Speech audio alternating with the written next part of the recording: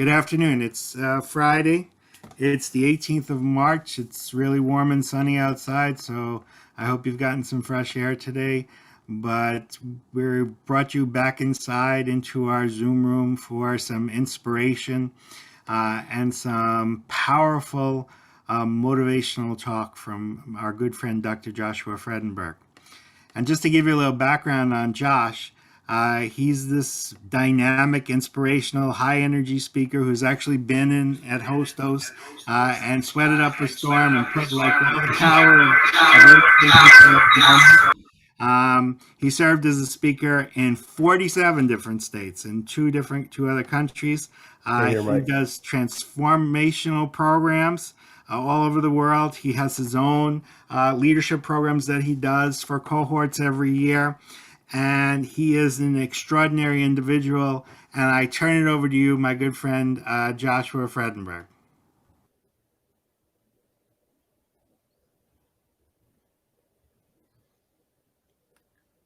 I assume I assume that I'm on now, Jason. So I can't hear nothing in my office, Jason.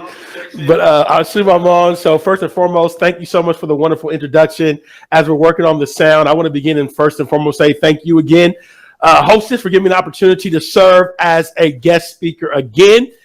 It's been a lot of years, Jason. Maybe this is 7, 8. I don't know. We've been here for a while. Been there majority of the time. Made it through the COVID pandemic. I guess we've navigated that. And so here we are today. So again, it's a pleasure and honor to be here with you today. Before I get started, just begin first and foremost, lay some ground rules. Number one, engagement. There's going to be a lot of engagement, interaction. So if you are active, would love for you to be active, because the more active you are, I have found, the more empowering the conversation becomes. Number two, if you could open your screen, that would be awesome, because it's always good to see people's wonderful faces. As many of you know, when you're in a virtual presentation, I'm in this room all by myself. And so anytime I'm able to see people, that always is a great thing. And then number three, we're here to have fun. I often say growing, learning, and becoming better is a fun experience. So again, it's good to be here today. Super excited. I am out here in Miami, Florida. So as you can imagine, I know it's a nice day in New York. It is a nice day out here as well. It is sunny. Unfortunately, I've been battling a cold this week. I'm on the outer part of that, which is why I'm able to speak today. But again, super excited to be here today, and we're getting ready to jump into it. And the first thing we're going to do before we get started is you're going to go into a breakout room, because I want you to converse amongst each other. And I want to ask you a simple question. As you look back on these past 2 years with the pandemic, the racial injustices of George Floyd, what I want to know is, what has been the biggest lesson that you have learned? So for the next 5 minutes, you're going to go straight into a breakout room. When you reflect on the past 2 years and everything that we went through, what have been the 2 lessons that you have learned? After you have an opportunity to share that with your partner, we're going to come back, have a couple people share, and then we're going to jump into more of the content. But you have 5 minutes. It's going to come up. You're going to go into your breakout rooms. And then after that, we're going to jump into the conversation. So I'm going to let you all go into it. And I look forward to hearing from you soon.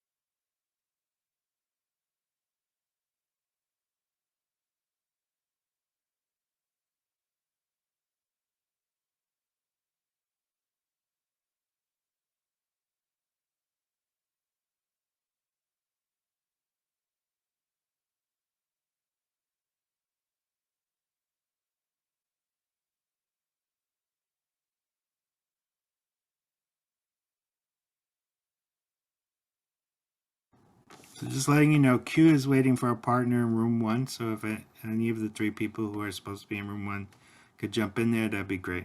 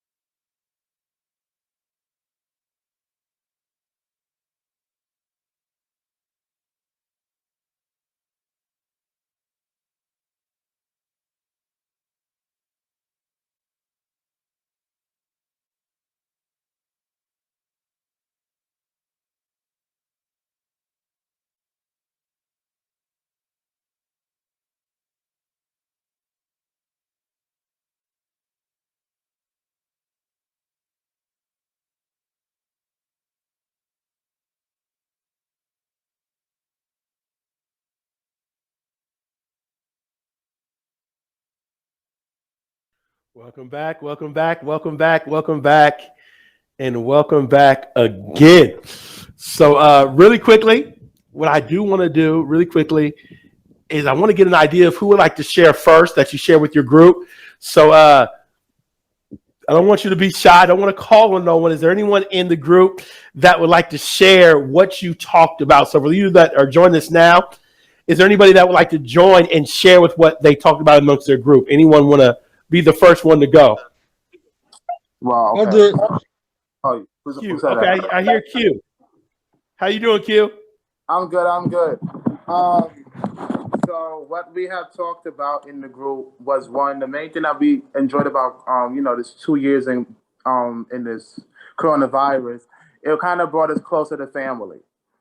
It really kind of we got to stay home, got to get closer to people that we really did not we really didn't get to know because we was glued into our devices. So now Yeah. we kind of got closer to them in a short period of time. Wow. With the George Floyd case, it kind of brought to light a lot of things with with the black community. Um, Yeah. and for me, I say it's a repeat in history, like how people always say history repeats itself. It kind of brought me back Yeah. to the Eric Gardner case, and on how Eric Gardner was the first black man to say, "I can't breathe, I can't breathe," and it's like he was never the first black man just to say, "I can't breathe." It was millions of black people in the world that said they can't breathe because a police officer just decided to take their life because of just one simple saying. And for me, it kind of brings me back to, like, you know, the police and how they don't take their job serious, and they have to learn to really take their job not just as a necessity, not just saying, okay, I'm a police officer because I got this badge on and I can stop you at any point in time. But okay, I understand when you're in the police station and when you're on duty outside, you're a police officer. But as soon as you clock out and as soon as they say, okay, I'm going, I'm getting me some coffee, you're off the clock. But you're never gonna forget that you're a police officer at mind and at heart. So it's like, as we look back on what really happened and on what it really took, like, it did not just take the life of George Floyd, it did not just take the life of his daughter, because now you're looking on the fact that his daughter has to be raised without her father. And then this also, when you brought that to topic, it kind of reminded me of, I don't know if y'all heard of it on the news. His niece got shot. That kind of brought me back to that too. Wow. And it was just, I'm just like over my mind is just blown, because it's just like y'all taking not just Black people's lives, but young Black people's lives for no apparent reason. That's good, dude. Thank you so much for your comments. Thank you so much for your authenticity. That was powerful stuff, man. I appreciate that. Can y'all give Q a round of applause? For sure, give Q a round of applause. Rayon, I see you, man. Please chime in.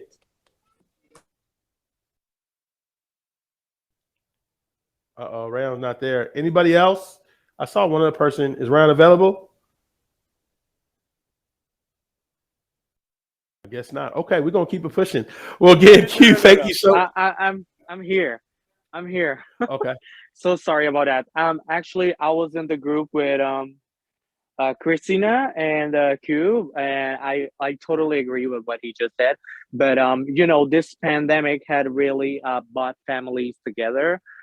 Personally, for me and my family, you know, to have a more serious Christian prayer life. But not only that, but you know, it kind of like bring families together.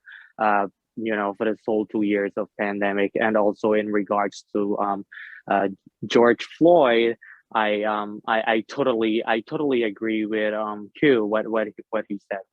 So yeah, thank you. No, thank you so much. Appreciate it. Give Ryan a big round of applause in virtual land. Thank you as well for stepping up and speaking as we're getting started. I really appreciate everyone. I'm gonna move right into it. So the reason I asked you that question is because literally, I think it's almost about 2 years ago to this date, I was getting ready to get on a flight. And as you can see in the pictures, I was traveling on Southwest Airlines from LA to Miami, where I was getting ready to do a leadership program at Johnson & Wales University.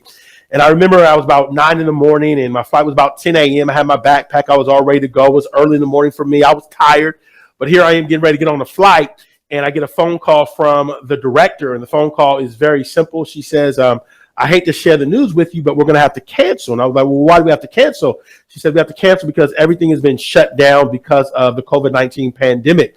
And at that point, I hadn't really got hit yet. I had just done a speech earlier that week, and there was still a lot of uncertainty, and certain places were different than other places. But at that point, the program got canceled. And I remember I got on the plane. I got out to Los Angeles, California. I mean, not LA, but I got to Miami, Florida. And I remember I was stationed in Miami, and I was relaxing over the weekend. And over the next few days, literally everything else got canceled. More speeches got canceled. Our conference that we were doing in New York City got canceled. And I remember I began to sit there on my table or my couch, and I had a lot of questions going through my mind. My first question was, number one, what in the world is going on? My second question was, am I going to have a speaking career? How am I going to pay the bills? Because as me at that time, I was probably the sole finances in our household. And so if I didn't speak, as I tell people, I didn't eat. Really wasn't concerned much about health at that moment. It was really about providing for my family and what I was going to do, and ultimately when this was going to end. But as the numbers begin to rise, I begin to hear about more news and more situations. I begin to really worry about health and worry about family. And I remember I was having all these stressors and all these challenges and all these things running through my mind. And I remember I had to just take a break. And I'm sure many of you understand about this kind. I had to take a break and really had to just sit there and begin to pray. My grandma once told me, when everything is going crazy, stop and just pray. And so I began to sit there and pray. And as I was sitting there and praying, there was a quote that came to my mind. It was by Dr. Martin Luther King Jr., where he said the ultimate measure of a man, and I say or woman, is not in moments of comfort or convenience, but rather how they deal with challenge and controversy. And this really resonated with me, right? Because although we were going through a challenging experience, although there was a lot of uncertainty, when I think about my heritage, and I think about Dr. King, and I think about all the other incredible leaders that have come before me to give me the opportunity that I had today, this was not the moment that I was going to punk out and I was going to let this overcome me. This was actually the moment where I was going to have to stand up and I was going to dig deep, y'all, dig real deep, and say that I'm going to address the challenge, not because I wanted to, but because of what the people did for me to get me to the place that I am today. Everything that my ancestry did for me to this point, I can't give up. I got to continue to push forward because we are the legacy of the past generation. So I remember I got back up and the first thing I made the decision was I'm going to embrace the challenge. Is it going to be easy? No. Is it going to be stressful? Yes. Is there going to be pressure? Yes. But I'm going to embrace the challenge. I'm going to seek out solutions. I'm going to rise up as a leader. And I'm going to ask myself a simple question. What can I do to serve others in this challenging situation? Now, again, I was still stressed. I still had worry. There are all these issues that were going on. But again, if I'm going to be a leader, if I'm going to be a motivational speaker, if I'm going to be an advocate, if I'm going to be an inspirational person, I got to stand up and be who I see I am. I got to use what I tell other people to do in this moment. And so I began to stand up and I began to take that step forward. I didn't know how things were going to pan out. I didn't know what was going to happen, but I began to push forward. And I'm grateful that I pushed forward because not only was I able to navigate, not only was I able to persevere, not only was I able to overcome some challenges, but more importantly, I was able to position myself, our organization, and our family in a much better place before the pandemic. In essence, when I review, my calendar actually began to fill up and continues to fill up. We were actually able to take our conference from in-person to virtual, and it went so successful that we've done like 2 other virtual conferences afterwards. Finished my 7th book. Can you believe it? Since I didn't have nothing else to do, I started to write. Why not? Started to write. And now we actually have created 3 conferences. Now we got our first Gen conference. We got our Circle of Change conference. And we're launching a conference this August. It's called the One World Conference. You're the first to know. I ain't even talked about it yet. But it's a specific conference to prepare those that are responsible for DEI work and what they need to do to be successful in those areas. And so all this was created because I made the decision that I was going to step up, I was going to embrace the challenge and do what I needed to do in order to position myself for success, but more importantly, make an impact. Now, I'm going to be honest with you. There were challenges. There were obstacles. Man, there were times I was like, can I do this anymore? This week, I came down with the cold. And I was like, man, this cold is rough. I can only imagine what others have went through during this time. So, again, I understand the challenge. I'm not here to discredit. It was rough. It was tough. But understand that every challenge you face inside of you, whether you know it or not, you have the power to overcome. There is no challenge you have not been empowered to overcome. And that's why the Dr. King was so powerful to me, because sometimes we don't know how powerful we are until the challenge arises. Have you ever realized that sometimes in life that you're going through life and there's this challenge and you look back on your life and say, how in the world did I overcome that? You overcame it because it was always in you. You just didn't know until the challenge arisen. And that's really what I think helped our family and helped us begin to thrive and succeed like so many other people all across the country. But one of the things that I wanted to really lock in on today is anyone understands things have changed dramatically. Our lives have changed. Our relationship have changed. Going to school has changed. Everything that we were doing before the pandemic, it has literally changed. And here's the key. Some people are trying to go back to the past. I want to go back. You ain't going back. We're going forward. And things are not going to change. Things are actually going to be different, but they're only going to be different based on those who can create what they desire to see in the future.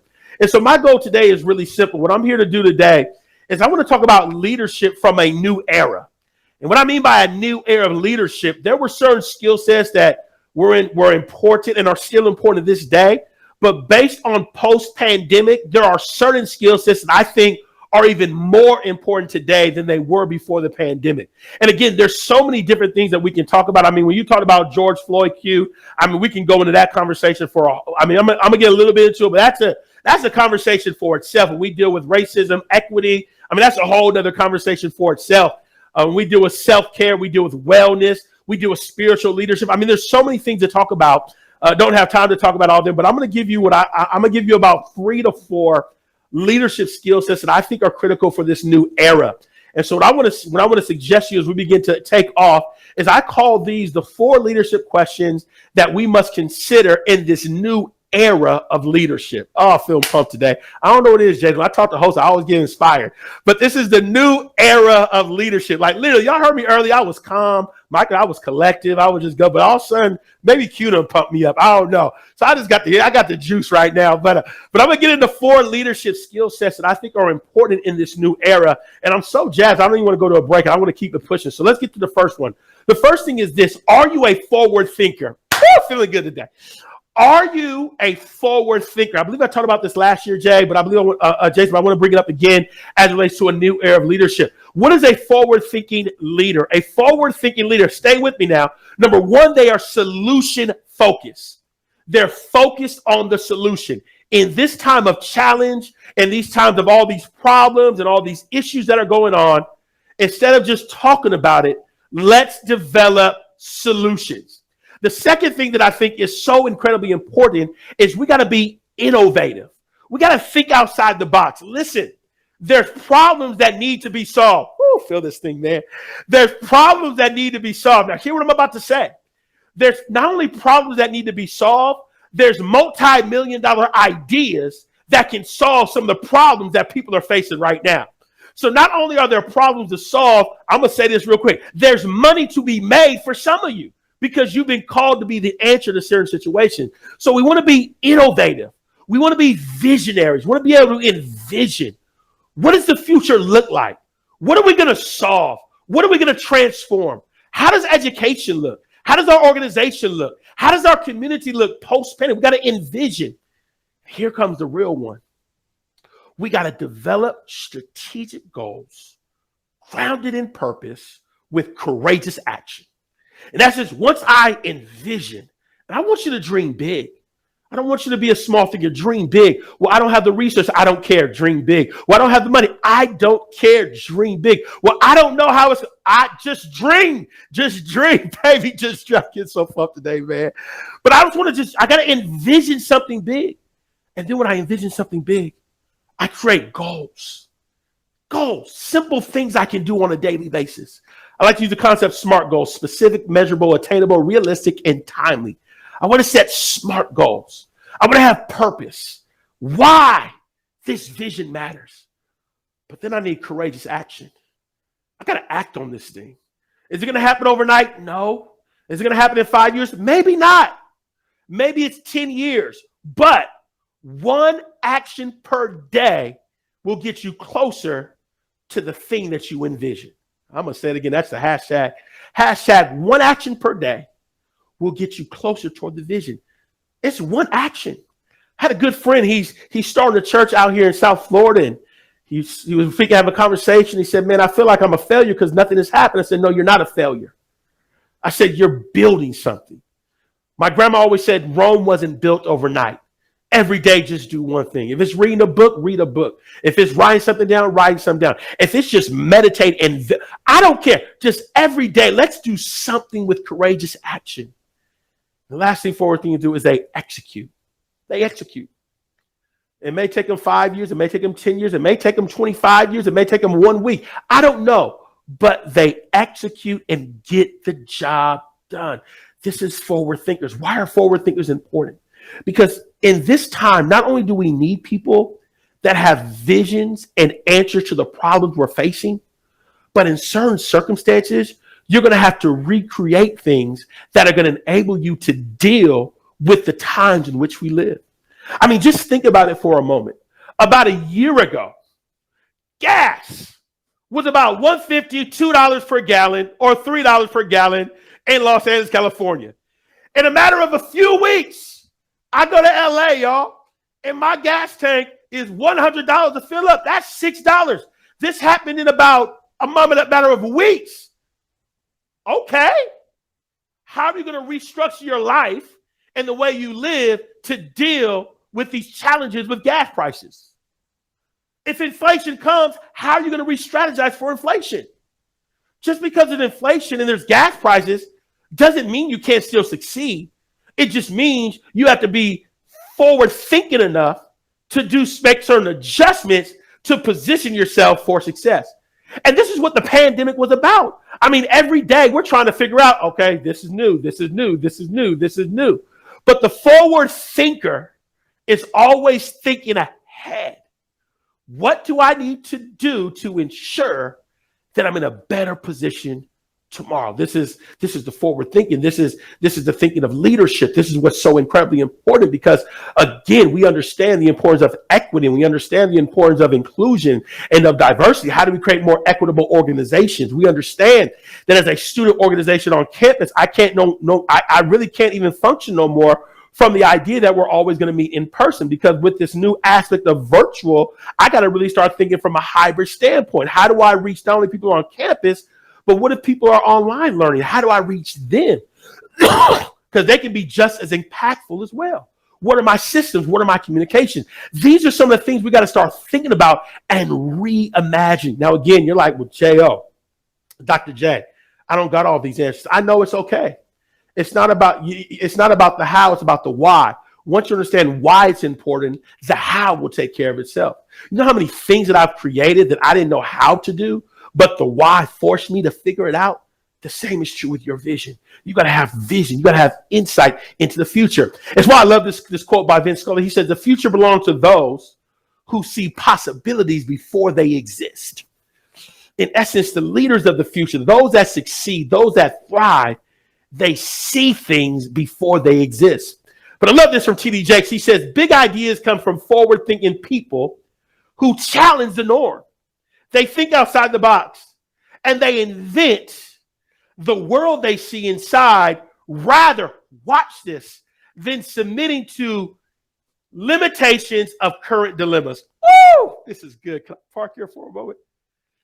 They think bigger than their limitations. Y'all, this is preaching to me right now. That's some good stuff right here. I'll pat myself on the back. They envision bigger than their limitations. You got to stay with me. What does this mean? This means I don't have the resource to create this $1 million nonprofit organization. But just because I don't have the resource does not mean I can't envision, I can't create and begin pursuing it. Yeah, say with me. Oh, man, I'm getting full today right now. Stay with me real quick. This is what it says. It says, in my current situation, let me talk about my situation for a minute. When I was an incoming freshman, they gave me a remedial English class. And one of my professors said, Dr. J, your writing's not good enough to have a master's degree, let alone a doctoral degree. So in essence, he put limitations on me. But I said, no, I'm not going to let your limitations determine what I see myself becoming. I see myself as an author. I see myself as a master's. I see myself as a doctoral degree. I saw this before it happened. So what did I do? I visioned, I dreamed, and I acted. And now I can sit here today and say whatever limitations you put on me could not stop me because I have a master's, I have a doctoral degree, and I not got one book, but I got 7 books because I had a dream and I was forward thinking. That's what T.D. Jakes is saying. So as leaders in a new era, we got to be forward thinking. Now watch this. I know we're all familiar with Amazon. Amazon is a very popular organization and it's a very fascinating organization as well. But you know what's amazing about Amazon that I read about in Forbes magazine? They said that Jeff Bezos had a team of people that would gather data and would look 3, 5, and 10 years down the line. This multi-billionaire understood the power of forward thinking so much that there was a group of people that envisioned what's going to happen in 3 years, what's going to happen in 5 years, what's going to happen in 10 years, and what do we need to do to position ourselves for success. Hope you get inspired today. See, so many times we live in this life where we're focused on the present, and there's nothing wrong with that. That's you got to take care of the present. But we got to also look into the future as well. We got to ask ourselves the question, what do I got to do today to position myself for future success? Because what you do today will determine what you become in the next year, 5, 7, and 10 years down the line. Again, it's this concept of forward thinking. And I don't want to just give you hype because, I can tell you the stories and I can tell you this thought. I'm going to give you reality. This is where I was. May 2020. Y'all see that? We took out the table from our little dining room and I set up a green screen. I had some lights and I had a camera. Virtual. I can't go on the road, so I'm going to be virtual. In my first virtual presentation, I was ready, y'all. The sound started messing up. I was tripping out. Did it stop me? No. I will have a video producer every time from here on out. Hello, Michael. Give a shout out to Flowtron, the video producer. So I will never face that problem again. I got back up and I was in this virtual studio. And I said, man, we're going to be here for a while. I got to figure out how to make this even more engaging. So we had to upgrade. I had to get multiple screens. I had to get computers, laptops, cameras, because I got to make sure y'all impacted. I got to make sure that I can make it as crisp and as impactful as possible.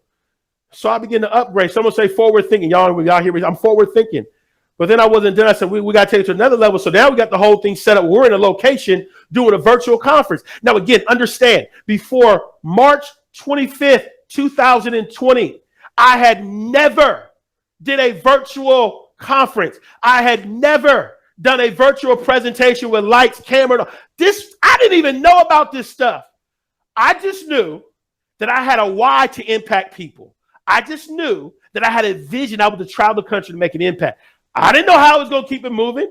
I didn't know I was going to pay the bill, but I did know that there was an answer and there was a solution. And then this evolved.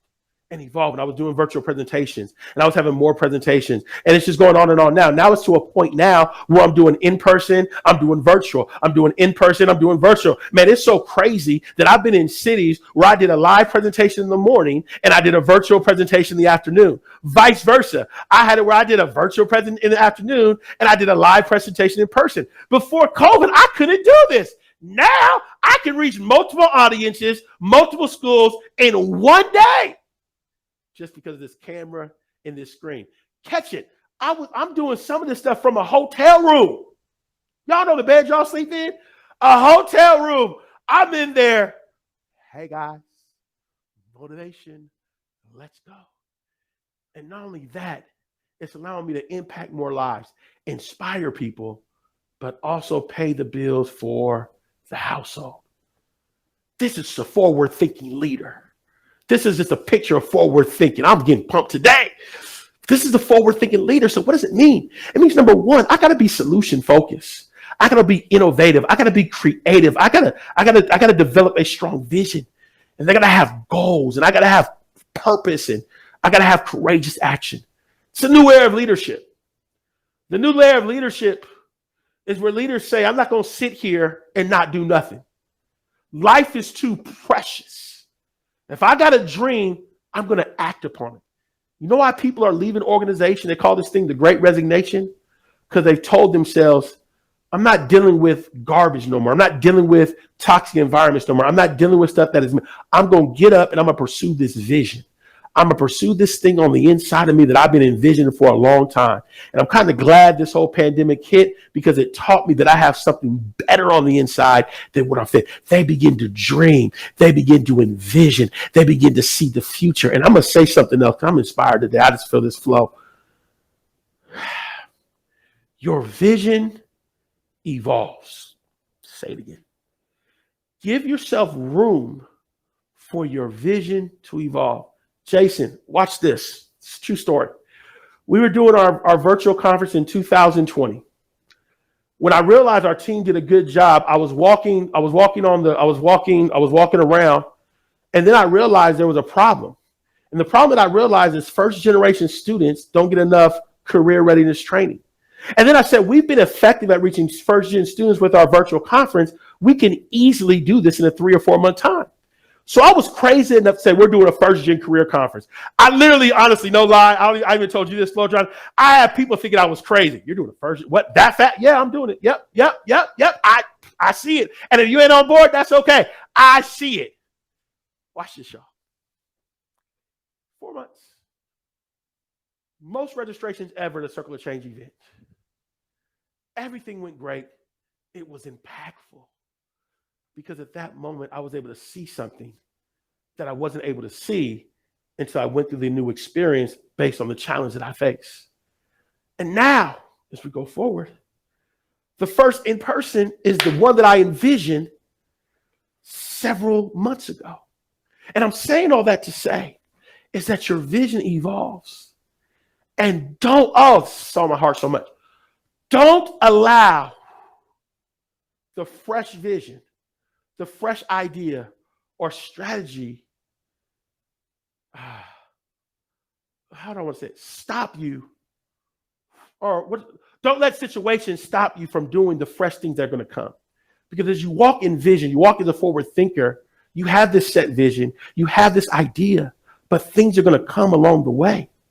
You may have a vision for 10 years. There may be some in 5 years. Oh, I got to do that, or I got to do that. But I'm telling you this, when you walk the walk of forward thinking, when you walk the walk of this visionary walk, you'll discover that when you look back, not only will you be amazed at the manifestation of your vision, but you'll be amazed at all the other stuff that came that you didn't even envision because you started pursuing that one vision, you started being a forward thinker. That's the kind of opportunity that I really believe is available for leaders today. There are so many problems to solve in this world. There are so many leaders needed. There are so many people like you that are needed to step up. And if you are a culturally diverse leader, you're needed more than ever. Companies are throwing money to find talent like yourself right now. This is your time. Step up, begin to envision a bigger, a better, and a more impactful life. Number one, we have to be forward thinkers. I'm fast forwarding right now because I'm gonna go to my next point because I'm in such a flow right now. I cannot stop, but I gotta go here. I gotta go here. The next thing I want to talk about is are you practicing self-care? I think one of the things that I think is so important as it relates to this new era of leadership is understanding that being a hard worker who stays up all night is not really the thing to do. Let me say it real quick. In essence, we have to take care of ourselves. We have to do things that are going to help us mentally, emotionally, physically, spiritually, socially, and in our relationship lives. In essence, I'm an ambitious person. I'm one of those leaders, man. I'm a go. Let's go. Jason will tell you, probably gets 50 emails from me every month. I'm a go-getter, y'all. But you know what the pandemic taught me? You have to take time to take care of yourself. I want to stay here for a moment. I have to take time for myself. What is self-care? Sometimes I have to say no. Sometimes I have to create boundaries. Sometimes I have to take a day of rest. I have to do mindful activities. Whatever you need to do to make sure you are well, I am advocating that you do that now. Because what we've been through the last 2 years has not only challenged us from a physical standpoint, a mental standpoint, relationships, emotional. I mean, this thing has challenged us. And you're in New York. I call it the epic. It's even more for you of the impact that you've had to go through. And number one, I'm sure you've understood the power of self-care just going through. But number two, there's still stuff that we're going to have to navigate through even after the pandemic is over. You know, I was having a conversation with one of my good friends, Robert Carpenter, and he said that 70% of people are impacted by trauma. 70%. Here's a powerful thing. He said most therapists don't know how to deal with it. I know that's a whole nother conversation for another day. I just want you to understand these challenges. And I'm not trying to bring it up because it can people, but these are the challenges that we face. And as leaders, it's our responsibility to say, you know what? If I have to take a 15-minute break, take a 15-minute break. If I have to change my diet, if I have to change my schedule, if I have to change what I do, whatever you do, take care of yourself. I want you to read this quote. It's pretty intriguing to me. It says, leaders who don't prioritize their health either become unbearable to work with because they are dehydrated, tired, stressed, or they get sick. I don't take care of myself. I get burnt out. I get tired. I get stressed. All these things begin to transpire. And it's one of the reasons I love this quote. Watch what the quote says. It says, you can't pour from an empty cup. I can't even be at my fullest level if I don't take care of myself. So my question today is, not only am I a forward thinker, but am I taking care of myself? And I love how someone said friendships. Yeah. Get in community. Join people. Talk to people. So important as it relates to self-care. Now, again, I like to be transparent with all of you. And when COVID happened, there was a lot of stress and a lot of things that I went on. And I had to implement this self-care strategy. I call them wellness strategies. I had to work out, had to make sure I was eating the right things. I had to do things that I love. There were moments where I'd be working and I would literally just stop and play. I like my NBA 2K. There we go. NBA 2K, Matt. I don't know if there's any esports people out there. Yes, I'm not as good as I was beforehand, but I do like to try to show my skill sets. There were moments I would take walks. There were moments that I would just go eat. Eating was one of my things that helped me. It's not always a good thing, but it was one of the things that helped me. Going to events, being around people, and even just taking time to rest, or because I'm in Miami, you go to the beach. There's just certain things that I would do to take care of myself. I'm still working to be better though, because sometimes I make mistakes, but I'm trying to get better.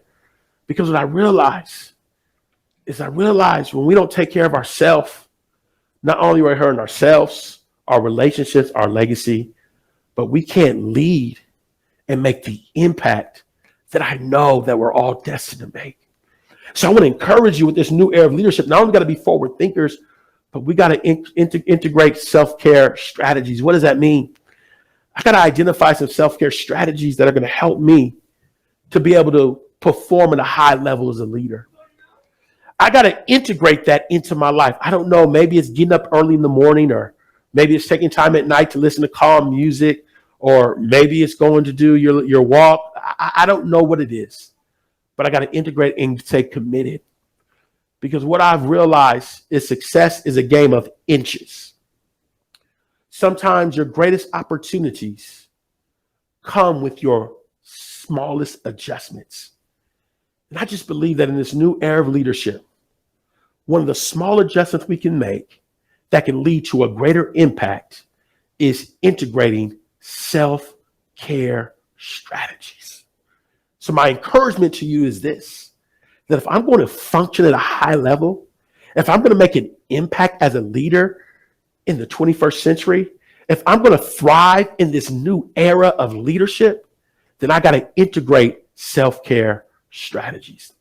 Now, before I move on to my next concept, we're going to get ready to go into your breakout rooms.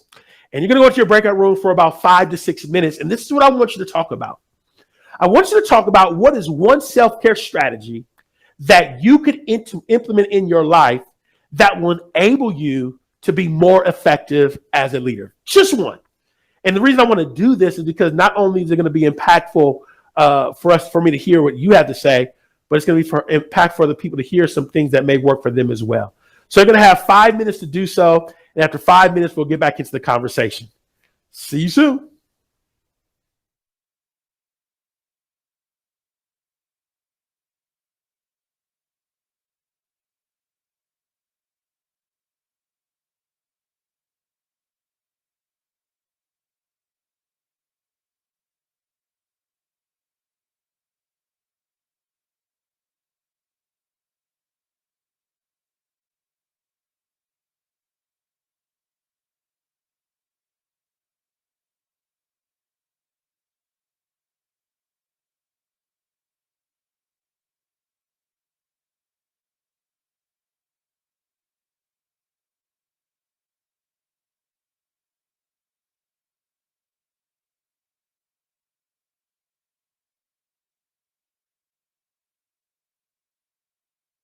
So if you can, please join the breakout rooms.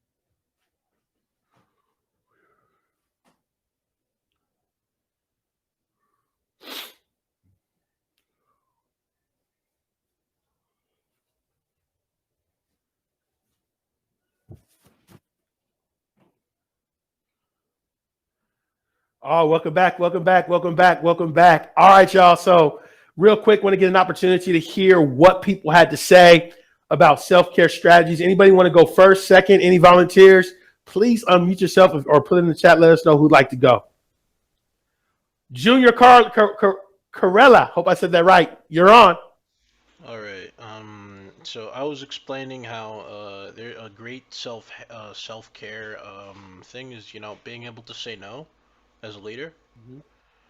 knowing when to say no, how to say it, because you can say no the wrong way, because another person will get offended if you say no the wrong way, right? So you want to know when to say no, how to say it, and make sure that when you're saying it, you're helping yourself, not hurting yourself.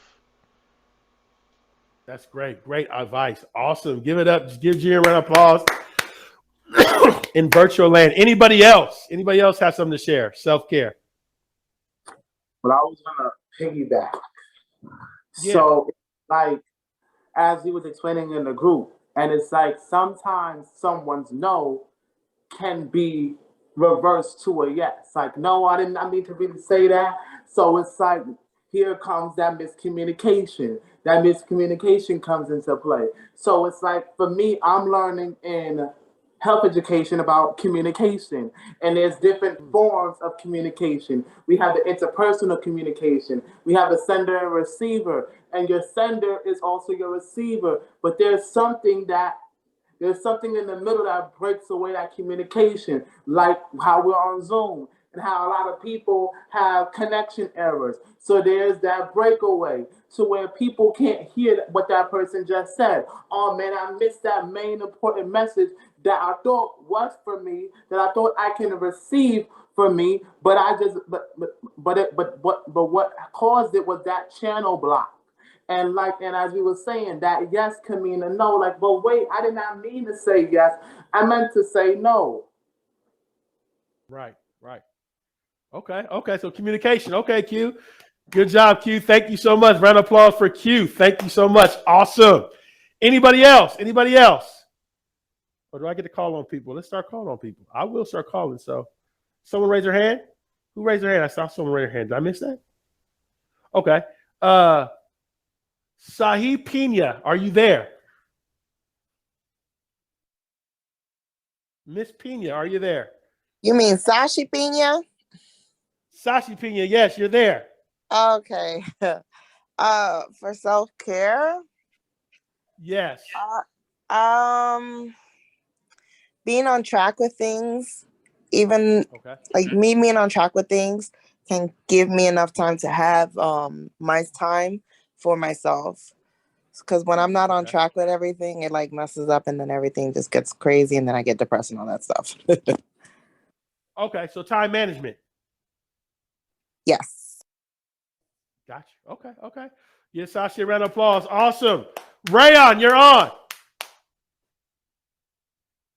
Yep. Yeah, sure. Absolutely. Thank you for that. So, when it comes to self-care, that is really, really important. That's something that we have to work on. Like, we're super busy. We all have a busy schedule, and there is no time, but we have to make the time and put the time in. So when it comes to self-care for me personally, it's treating yourself. Making yourself feel comfortable, and time management, as my peer as Sashi had mentioned, sorry. And not only that, but also organizing I think is really, really important as well, because you want to fix things and work along with your schedule, because so you can organize and set aside your time for leisure, or treat yourself on a good meal, or like grab coffee, or like on a mini vacation at a nice hotel or something. So self-care is really important, but not only that, but just to include taking care of your body as well, where health kicks in. Health is also important. So it's like one thing leads to to another, so it kind of like all depends on all of it, like a little bit of everything. So yeah, thank you. Awesome. I love it, Rayon. Thank you so much. I see some more hands raised. I can't see the names on those. Can I see those, Mike? I see 2 hands raised. I'm not seeing the names. But did I see those? Yeah, there we go. Whose hands are raised? Oh, Teresa. Yes, Teresa, go. You're on. Hi guys. Um, Hi. I guess you guys mentioned a lot of it already, like self-care, and I was saying time management, because when you feel like you don't have as much time in a day, you can't really get a lot of things done, and that's when you become stressed. So managing your time and planning your day before the day comes will kind of prepare you better to manage your time. So that's something that I would like to share for mental Awesome. health. That's good. That's good. I love it. Thank y'all so much. Abby. Hey, so um as a person that's new to self-care, I would say one of the important things is learning new self-care techniques, because like before in the past, my definition of self-care is like eating donuts or having McDonald's, having a feast, doing things that aren't really healthy, but because I enjoyed it in the moment, it feels good. So I consider that self-care. Hey, But that's like so good. I didn't learning know it. learning new self-care techniques, like drinking more water, having more rest, taking time for yourself, as people said, like time management, or doing things that's necessary just to help you for like tomorrow. And I think that's like one of the important things about self-care, like always being open-minded to learn new things that can benefit you in a healthier way. No, that's great. I love it. Thank you so much, Abby. Can we give all the people that shared a big round of applause in virtual land? I know I forgot to do it out to every person, but thank y'all so much. Those are great points. And Abby, I never heard that. Sometimes self-care is doing the things that's not really that good for you. That's a good point. I thought about that. Oh, that was hilarious. Okay, no, that was good. That was good. So that was real good. We're getting ready to move on to our next point. And our next point, I think this is probably one of the most important, so important. That is just important, but this concept of what I call socially aware. Are you a socially aware leader? Now, when I deal with social awareness, number one, not only does it consist of being empathetic, and again, we deal with empathy, it's being able to put yourselves in the shoes of others. But social awareness has a couple other factors as well. Social aware people not only know how to read different people, different rooms, and different organizations, but they know how to respond in a way that leads to a positive impact. In essence, I discovered that socially aware people not only are aware of people, rooms, and organizations, but they know how to respond in a way that leads to a positive impact. To go a step farther, socially aware people also are aware of how others perceive them. And this is important in the 21st century. This is important in this era. Because if you're going to be an effective leader, not only you got to be aware of the different types of people that you're serving as a leader, not only got to be aware of how to influence or shift the climate of a room or an organization, but I think even more importantly, you got to be aware how people are impacted by your words, your actions, and your behavior. See, one of the things about leadership now in the 21st century is what you say, what you do, or even your behavior can have an impact whether people trust you, whether people want to work with you, or whether or not you have your name discredited or your organization tarnished. This is the kind of time in which we're living. And it's one of the reasons I tell people all the time, excuse me, that if I'm going to be effective at leading diverse groups of people or culturally diverse people with, like I said, inclusive lens of leadership, then I got to be socially aware. I got to understand the emotions and the mindsets of different people. I got to understand the climate, whether it's a positive climate or it's a negative climate. I got to understand the politics, or I said the unwritten rules of success, and know how to navigate it in such a way that produces a positive result. But more importantly, as a leader in this culture, in this society, I got to be more cognizant of how people perceive the words, the actions, and the things that I do. It's one of the reasons why I tell people all the time, if I'm going to be an effective leader, I got to understand that what I say and how I say it matters. If I'm going to be an effective leader, I got to be understand that the behaviors that I do can make a huge difference.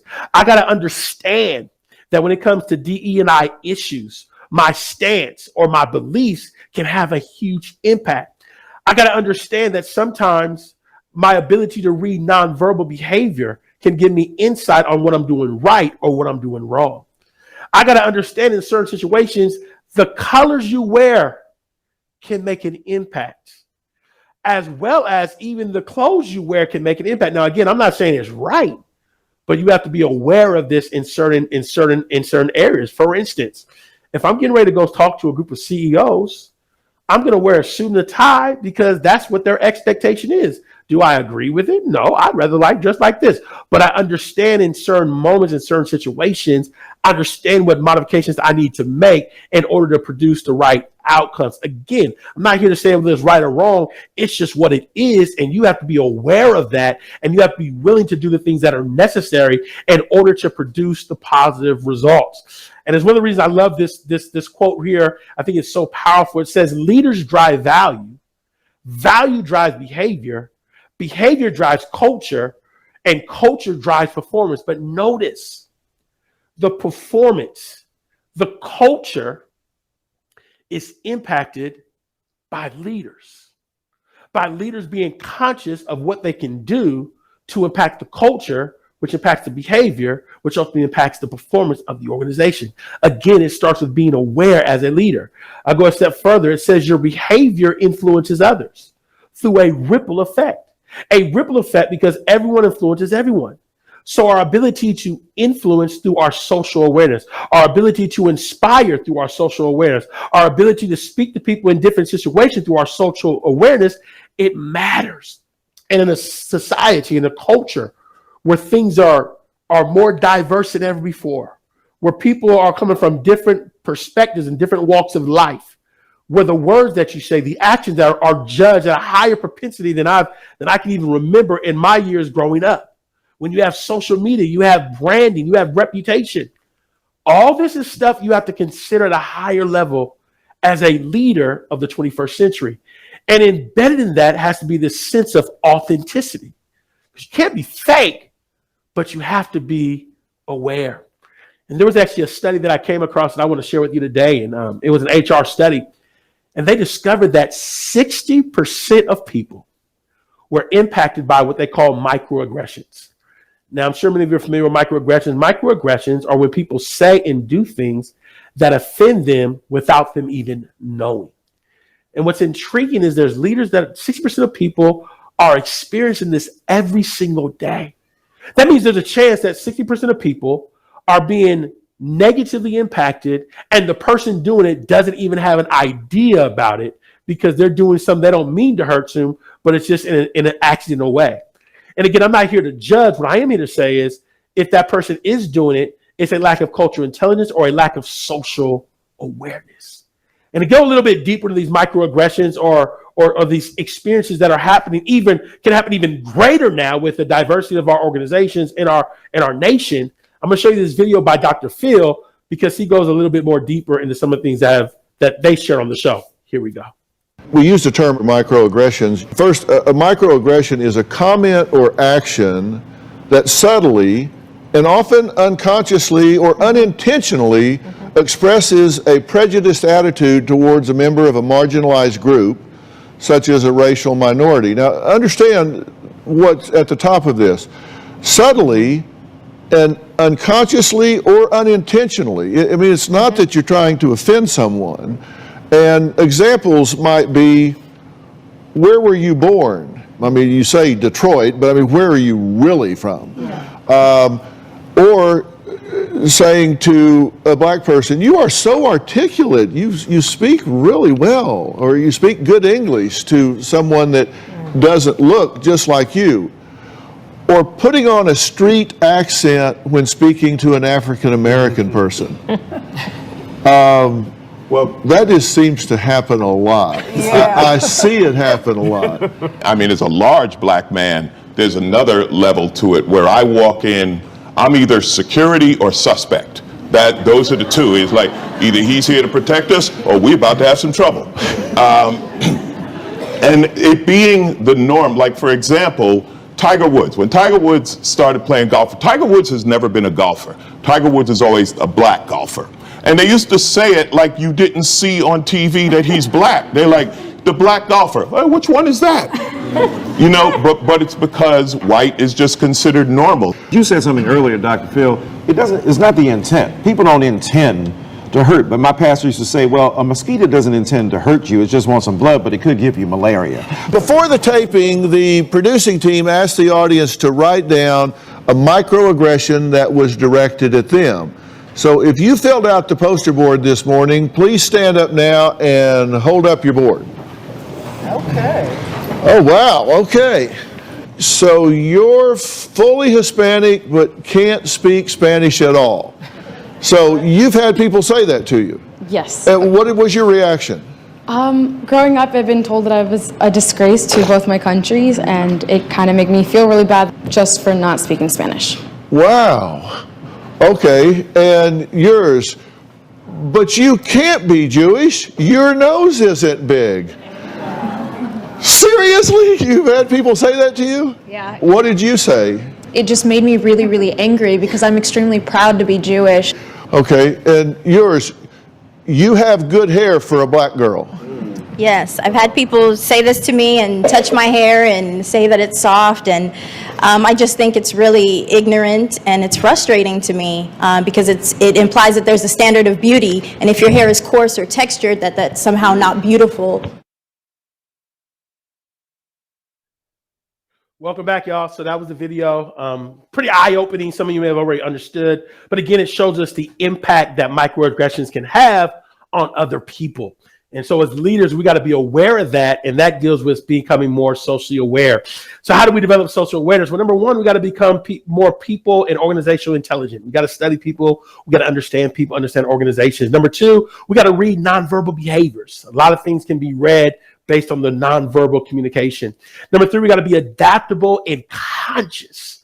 So you got to be a conscious and adaptable person. Number three, I got to be solution focused. And number five, I got to be aware of how others perceive me. For the next 7 minutes, we're going to go into a breakout session. You're going to go into your breakout session. This is what I want you to talk about. I want you to talk about what is an experience that you had where you were impacted by what we have learned, a microaggression. Somewhere where someone said something that offended you, but they didn't even know they were saying it. And the reason I like to do this is because this is what I like to say, a social awareness growth opportunity, because you're going to be able to hear stories that you may have not heard and learn, and then know, I got to be careful that I don't say that. I got to be careful that I don't do that. Because a lot of times what people do that impact others is because of lack of social awareness of just even knowing whether or not it's good or not. So we're getting ready to go in the Zoom room for the next 6 minutes. I'll say 6. I said 7, but we'll say 6 minutes. And for the next 6 minutes, you're going to have a conversation about an experience that you had as it relates to microaggressions. See y'all soon.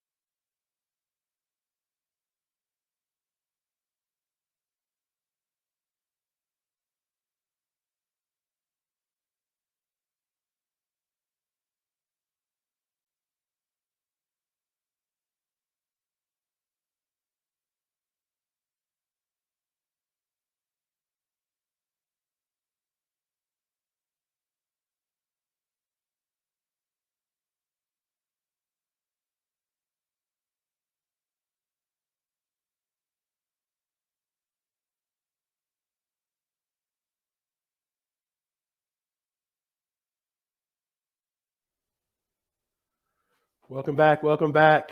Welcome back. 7654321. Welcome back, everyone. Good to see everyone. So real quick, I want to see who was some volunteers that would like to share an experience with everybody else. Is there anybody that would like to share? Do we have any volunteers? Sashi, I think I hope I said that right. Please, you're on. Yeah, you did. I was saying that, like, being that where we grow up, we basically are either being microaggressive or we are being microaggressive towards, and we don't even know it because we're so used to it. Oh, wow. Wow. Thank you, Judah. Okay, I'm on. That's my son, y'all. He walked in on me. He brought me water, but I heard what you were saying, Sashi. I think that was a great point. So basically, in the environment in which you're in, it's just an everyday experience. Every day you're facing microaggressions, correct? Yep. And sometimes I'm even microaggressive. When I was listening to the video, I was like, oh snap. I experienced this being it. Yeah, and I think it's good that we're aware of it, right? It's good to be aware of it because now we know it impacts us or we can be impacting others. Now it's a matter of developing solutions on how we can ensure that we're not affected by these microaggressions or, some of these challenges we face on a great every day. So that's good. That's good. Awesome. Thank you. Round of applause for Sashi. Awesome. Anybody else? Okay. So what we was talking about in our group was more of being targeted. Like, we used the mask as being like the prime example of everything. And it's like, now that people wear masks these days, now you're being stereotypicalized because now you can't even identify a person anymore. Like, I remember, like, when I used to watch like Law and Order and all that stuff, and people used to go down to the police station and they used to be like, can you identify this person? Okay, this person is 5'8". He's dark skinned. He has brown eyes. I can't do that no more. So now here's a microaggression. I can't do that no more because now I'm now viewing you as just a person with a mask on. So now everyone has a mask on. Everyone is now can be simply identified. Oh, all I got to say, okay, he's black with a mask on. Oh, he's right there. So now I found myself being a microaggression to people because I kind of view people sometimes as an attacker to me. It depends on how you come off. So if you come off to me in a high, strong way, and you come off to me as, okay, I'm about to attack you, I'm gonna be that first person in my head. Okay, so that means I have to attack back. Yeah. That's good. That's good. Round of applause. Thank you, Mrs. Q. Always share, man. That's important. Yeah, because the reality is we have certain microaggressions or certain triggers, I like to call them, that we have as well that we have to regulate as well. That's a whole nother conversation for real. Abby. Abby, you're on. Okay.